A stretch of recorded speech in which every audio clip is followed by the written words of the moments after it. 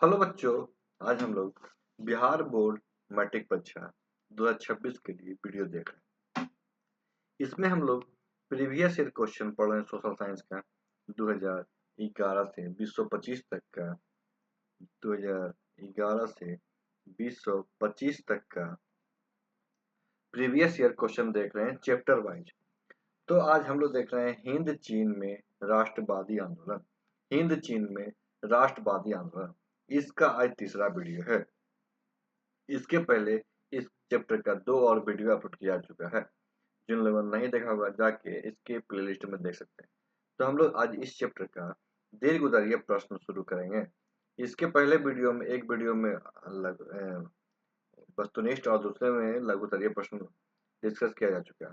तो आज हम देखते हैं दीर्घ उत्तरीय प्रश्न। इसका पहला क्वेश्चन है, हिंद चीन उपनिवेश की स्थापना का उद्देश्य क्या था? हिंद चीन उपनिवेश की स्थापना का उद्देश्य क्या था? इसका आंसर देखते हैं। हिंद चीन देश के साथ व्यापार शुरू करने वाले में पुर्तगाली पहले व्यापारी थे। हिंद चीन देश के साथ व्यापार शुरू करने वाले में पुर्तगाली क्या थे? पहले देश थे। उनके बाद स्पेन, डच, अंग्रेज और फ्रांसीसी का आगमन हुआ। फ्रांसीसियों को छोड़कर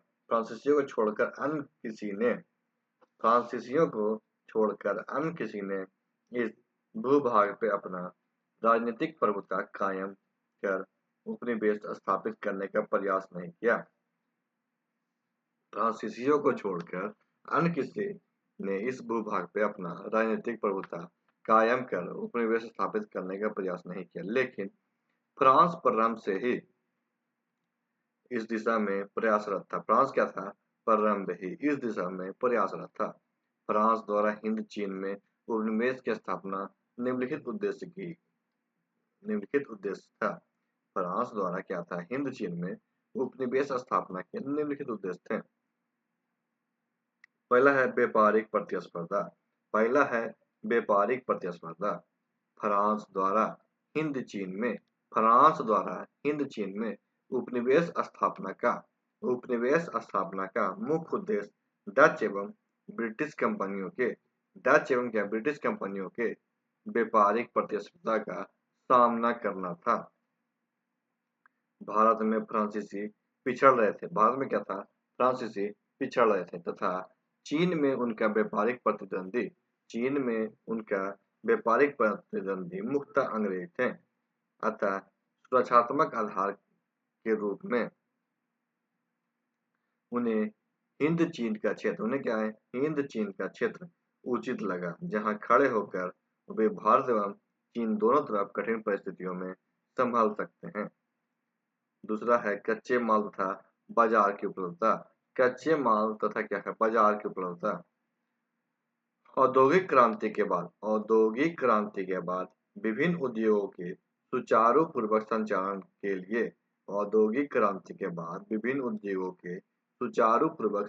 के लिए भारी मात्रा में कच्चे माल तथा तैयार उत्पादों की खपत हेतु बाजार की आवश्यकता थी। उपनिवेश स्थापना इन दोनों आवश्यकताओं की पूर्ति होती है। तथाकथित गोरे होने का दायित्व यूरोपीय गोरे लोगों का यह स्वघोषित दायित्व था कि गोरे लोगों की यह स्वघोषित दायित्व है कि वो पिछड़े काले लोगों के समाज को सब बनाए। वे इस ईश्वर प्रदत्त दायित्व मानते थे। क्या है? ईश्वर प्रदत्त दायित्व मानते थे। कैथोलिक धर्म का प्रचार भी एक उद्देश्य था। कैथोलिक धर्म का प्रचार क्या था? एक उद्देश्य था। अपने इन्हीं उद्देश्य की पूर्ति के लिए फ्रांस ने अपनी सेना के बल पे 20वीं शताब्दी के आरंभ तक संपूर्ण हिंद चीन पे अधिकार कर लिया। फ्रांस के अपनी सेना के बल पे 20वीं शताब्दी के आरंभ तक संपूर्ण हिंद चीन पे क्या अधिकार कर लिया। हम दूसरा क्वेश्चन देखते हैं। हिंद चीन में फ्रांसीसी प्रसार का वर्णन करें। हिंद चीन में क्या फ्रांसीसी प्रसार का वर्णन करें। हिंद चीन आने वाले यूरोपियों में पुर्तगाली, डच, अंग्रेज तथा फ्रांसीसी थे। हिंद चीन आने वाले यूरोपियों में क्या है, पुर्तगाली, डच, अंग्रेज तथा फ्रांसीसी थे।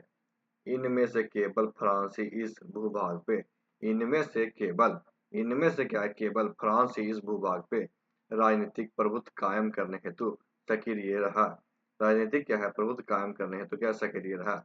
1747 ईस्वी में फ्रांस ने 1747 ईस्वी में फ्रांस ने व्यापार के उद्देश्य के अन्नाम के साथ राजनयिक संबंध बनाया। 1787 ईस्वी में फ्रांसीसी सहायता में से 1787 ईस्वी में फ्रांसीसी सहायता से कोचीन चीन का राजा विद्रोह दबाने में सफल रहा। फलता क्या हुआ, दोनों में संधि हो गई। 19वीं सदी के प्रारंभ में अन्नाम और कोचीन चीन में फ्रांसीसी पादरियों के विरुद्ध उग्र आंदोलन छिड़ गए। फ्रांस ने सैन्य बल पे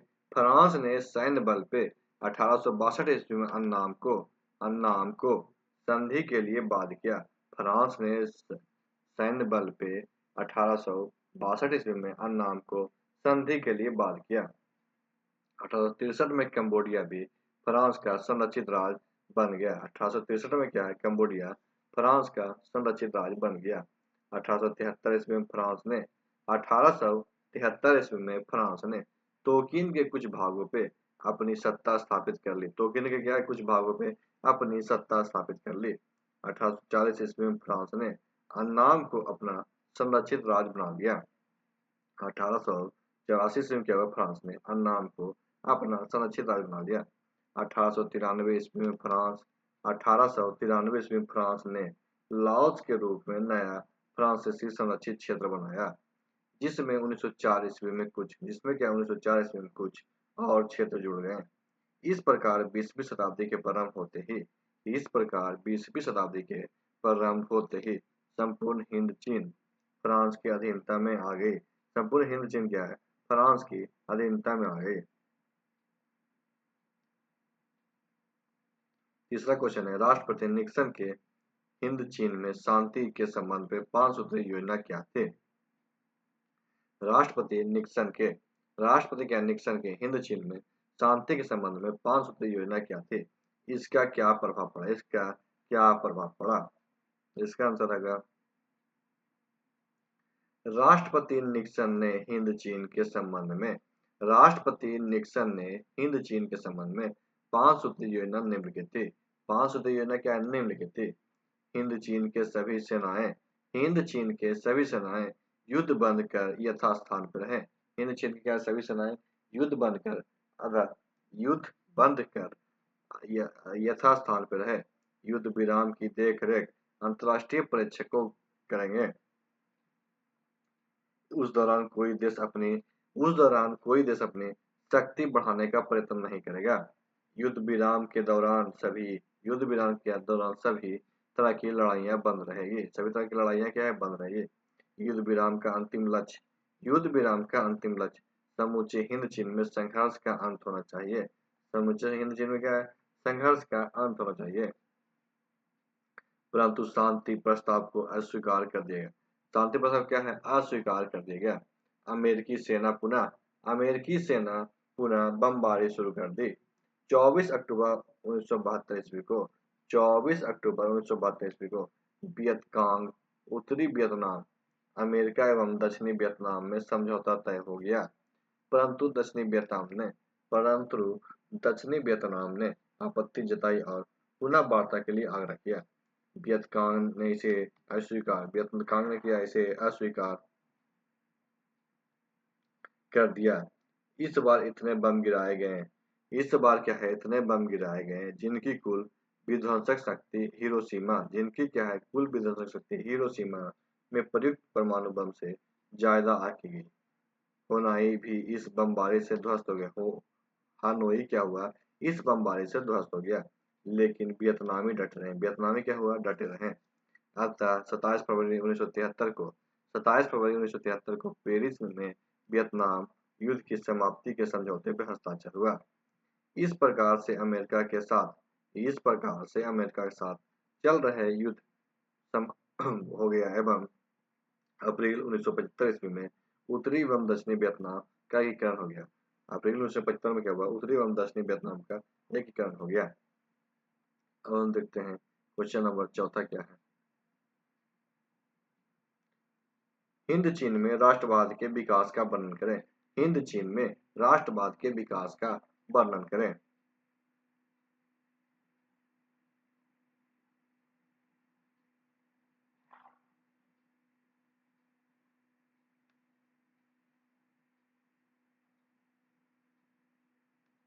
हिंद चीन में फ्रांसीसी उपनिवेश को समय समय पर विद्रोह का सामना तो आरंभिक दिनों से ही झेलना पड़ा था।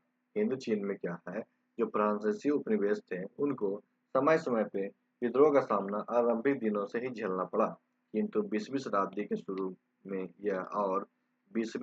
के शुरू में यह और मुखर होने लगा। फान बोई चाओ ने the history of loss of Vietnam लिखकर हलचल पैदा कर दी। क्या कर दी, हलचल पैदा कर दी। 1905 ईस्वी में जापान द्वारा रूस को हराना हिंद चीनियों के लिए प्रेरणा स्रोत बन गया। हिंद चीन के लिए क्या है, प्रेरणा स्रोत बन गया। साथ ही रूसो एवं मोंटेस्क्यू जैसे विचारकों के विचार भी इन्हें उद्वेलित कर रहे थे। उसी समय एक दूसरे राष्ट्रवादी नेता फान चू तिन द्वारा जिन्हें राष्ट्रवादी के आंदोलन के राजतंत्रीय स्वरूप को गणतंत्रवादी करने का प्रयास किया। जापान में शिक्षा प्राप्त करने गए छात्र उसी तरह के विचारों के समर्थक थे। जापान में छात्र शिक्षा ग्रहण करने गए क्या थे, उसी तरह के विचारों के समर्थक थे। सन्यात सेन के नेतृत्व में चीन सत्ता परिवर्तन ने उन्हें और बढ़ावा दिया। चीन में क्या है, सत्ता परिवर्तन ने उन्हें और बढ़ावा दिया। इन्हीं छात्रों में वियतनाम कुबाई फुक होई की स्थापना की गई, वियतनाम मुक्ति एसोसिएशन। हिंद चीन में आरंभिक राष्ट्रवाद का विकास। हिंद चीन में आरंभिक राष्ट्रवाद का विकास कोचीन अन्नाम तोकिन जैसे शहरों तक ही सीमित था। जैसे क्या है, शहरों तक ही सीमित था। किंतु प्रथम विश्व युद्ध के आरंभ होने पर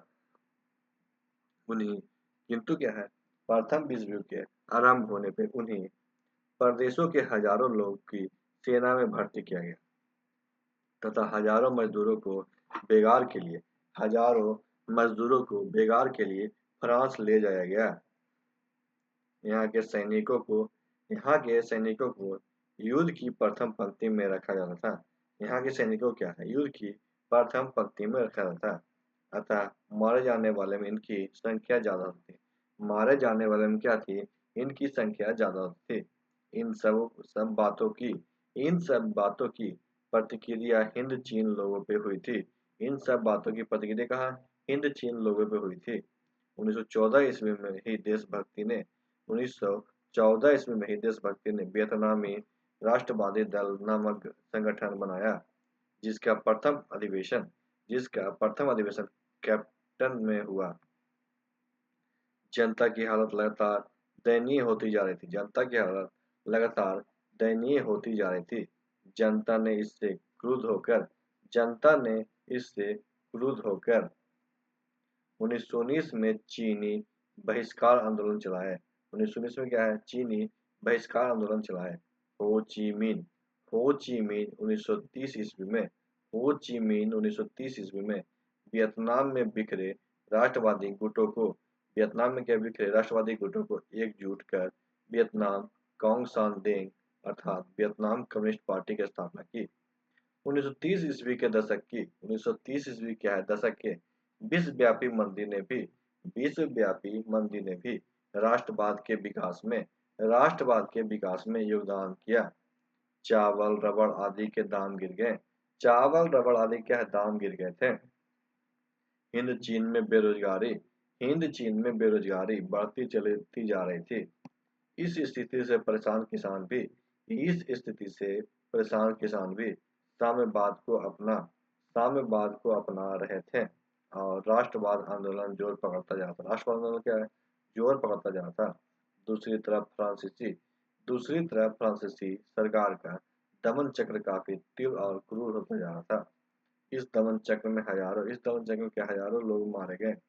आंदोलन दब सा गया। आंदोलन क्या है दब सा गया, किंतु यह सोए हुए ज्वालामुखी के समान था। क्या था सोए हुए ज्वालामुखी के समान था जो अंदर ही अंदर खौलता जा रहा था और भूमिगत आंदोलन की शुरुआत हो गई। भूमिगत आंदोलन क्या होगी शुरुआत हो गई। अब क्वेश्चन नंबर देखते हैं पांचवा क्या है।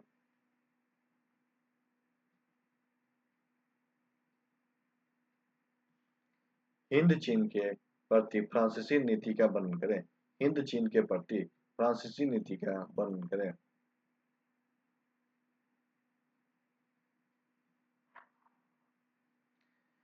द्वितीय विश्व युद्ध के पश्चात ब्रिटेन, हॉलैंड, अमेरिका द्वितीय विश्व युद्ध के पश्चात ब्रिटेन, हॉलैंड, अमेरिका और फ्रांस दक्षिण पूर्व एशिया में अपने साम्राज्य को पुनर्स्थापित में लगे गए थे। फ्रांस भी हिंद चीन में अपने डूबे साम्राज्य को बचाना चाहता। डूबे साम्राज्य क्या है बचाना चाहता था। अतः अब उसने एक नए औपनिवेशिक तंत्र की योजना बनाई। उसने क्या है एक नए औपनिवेशिक तंत्र की योजना बनाई। फ्रांस की औपनिवेशिक योजना क्या क्या है फ्रांस के विशाल साम्राज्य को एक यूनियन में बदल दिया जाएगा जिससे सभी अधीनस्थ उपनिवेश रहेंगे। जिसमें क्या है सभी अधीनस्थ उपनिवेश रहेंगे। दूसरा है हिंद चीन इन फ्रांसीसी महासंघ का एक स्वशासित अंग होगा। हिंद चीन क्या है इस फ्रांसीसी महासंघ का एक स्वशासित अंग होगा। हिंद चीन के संरक्षित राज्य एवं कोचीन चीन को मिलाकर एक संघ बनाया जाएगा। हिंद चीन संघ की विदेशी नीति एवं सैन्य पर फ्रांस का नियंत्रण रहेगा। तो आज की वीडियो में समाप्त करते हैं। नेक्स्ट वीडियो में हम लोग भारत में राष्ट्रवाद का वस्तुनिष्ठ पढ़ेंगे। क्या पढ़ेंगे वस्तुनिष्ठ क्वेश्चन पढ़ेंगे। तो आज की वीडियो में समाप्त करते हैं। वीडियो को लाइक कीजिएगा, दोस्तों का शेयर कीजिएगा और हमारे चैनल को सब्सक्राइब कीजिएगा। वीडियो देखने के लिए आपका धन्यवाद।